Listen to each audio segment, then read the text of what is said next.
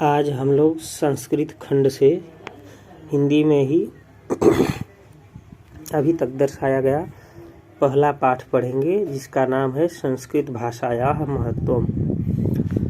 अर्थ होता है संस्कृत भाषा का महत्व, जिसमें है कि धन्यो अयम भारत देशः यत्र समुल्लसति जनमानस पावनी भव्य भावोद्भाविनी शब्द संदोह प्रसविनी सुर भारती विद्यमानेषु निखिलेष्वपि वाङ्मयेषु अस्या वाङ्मयं सर्वश्रेष्ठं सुसम्पन्नं च वर्तते।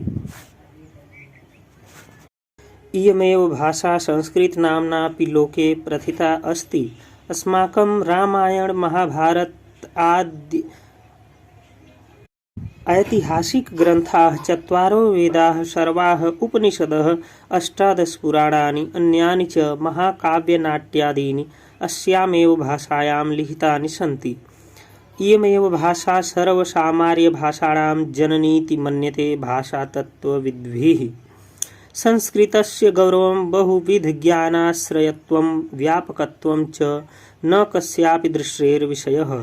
संस्कृतस्य गौरवमेव दृष्टिपथमानीय सम्यगुक्तमाचार्यप्रवरेण दण्डिना संस्कृतं नाम दैवी वागन्वाख्याता महर्षिभिः।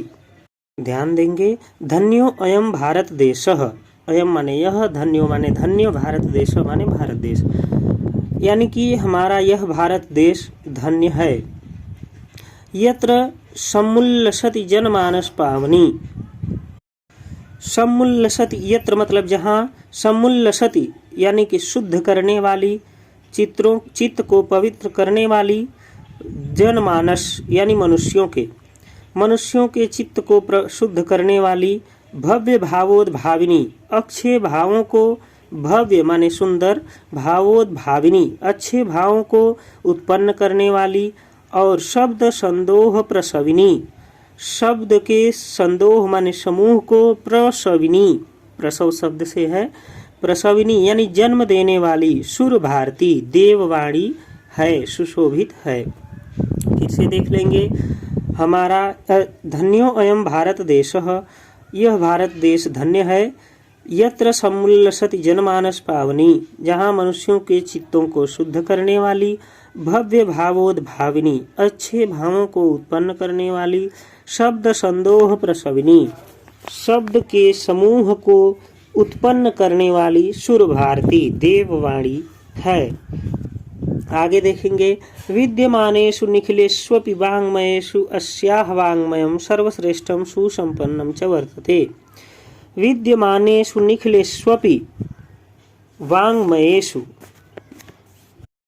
विद्यमानेषु यहाँ वर्तमान से मतलब है वर्तमान समय में, निखिलेष्वपि यानी कि संपूर्ण साहित्यों में, वाङ्मयेषु मतलब साहित्यों में, निखिलेष्वपि वाङ्मयेषु यानी कि संपूर्ण साहित्यों में, अस्याः वाङ्मयम् इसका साहित्य सर्वश्रेष्ठम सुसंपन्नम च वर्तते, सर्वश्रेष्ठ और सुसंपन्न है।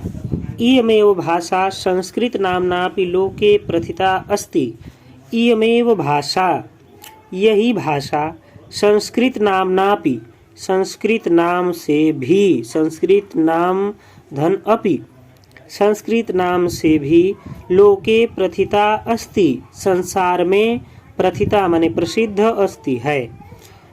यही भाषा संस्कृत नाम से भी संसार में प्रसिद्ध है। अस्माकं रामायण महाभारत आदि ऐतिहासिक ग्रंथाः चत्वारो वेदाः सर्वाः उपनिषदः अष्टादश पुराणानि अन्यानि च महाकाव्यनाट्यादीनि अस्यामेव भाषायां लिखितानि सन्ति।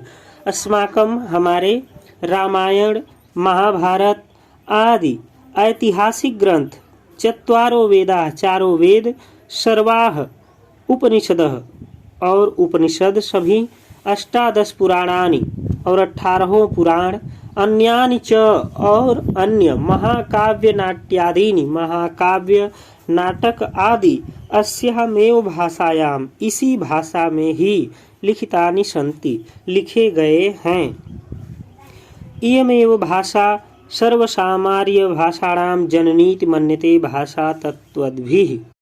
इयमेव भाषा, इसी भाषा को सर्वसाम आर्य भाषाणाम जननीति मन्यते, सभी आर्यों की भाषा मानते, जननीति मन्यते,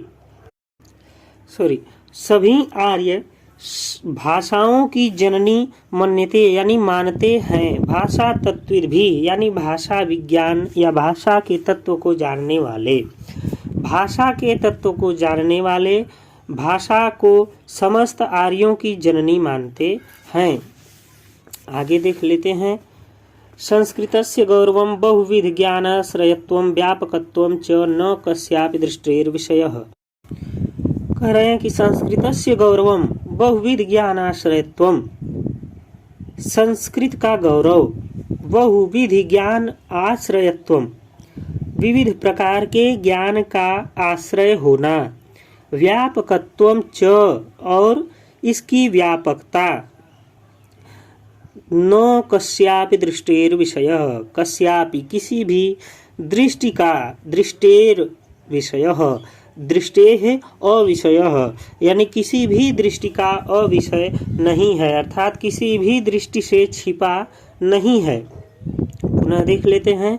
संस्कृत का गौरव उसका विविध प्रकार के ज्ञान का आश्रय होना और इसकी व्यापकता किसी की दृष्टि का से छिपा नहीं है। आगे कह रहे हैं संस्कृतस्य गौरवमेव दृष्टिपथमानीय सम्यक उक्तमाचार्य प्रवरेण दंडिना। कह रहे हैं कि संस्कृतस्य गौरवमेव, संस्कृत के गौरव को ही दृष्टिपथमानीय, दृष्टिपथम आनीय, दृष्टि के पथ में लाकर या दृष्टि में रख कर, दृष्टि में रख कर सम्यक उक्त, सम्यक माने ठीक प्रकार से, उक्त माने कहा है, आचार्य प्रवरेण दंडिना यानी कि आचार्य प्रवर दंडी ने ठीक ही कहा है। पुनः देख लेते हैं। संस्कृत के गौरव को दृष्टि में रखकर आचार्य प्रवर दंडी ने ठीक ही कहा है। क्या? संस्कृतम नाम दैवी वागन्वाख्याता महर्षिभिः, संस्कृतम नाम दैवी वागन्वाख्याता महर्षिभिः, महर्षियों ने वागन्वाख्याता यानी इस संस्कृतम नाम दैवी,